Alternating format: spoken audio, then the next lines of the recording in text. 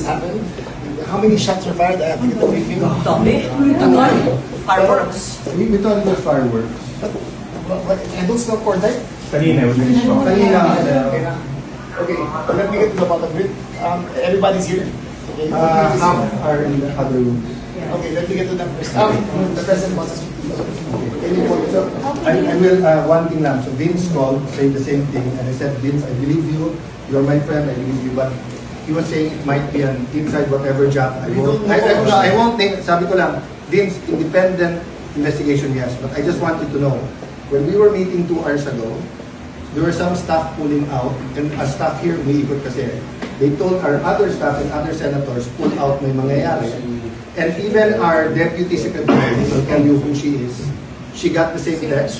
And she told yung kausap niya, na I can't leave, we're waiting for the articles of impeachment. So I mean, if it was an inside job from our side, from the 13, we wouldn't have been receiving. Just to make it. No. Yeah, we'll We'll yeah. get the bottom.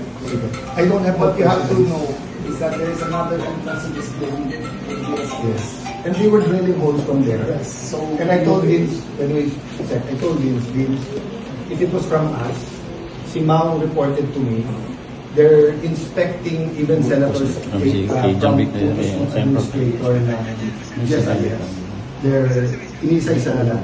So this all happened, and sinabi kay Mao, call the administrator, I'll call you, talk to him, and ask why is it, then it all happened.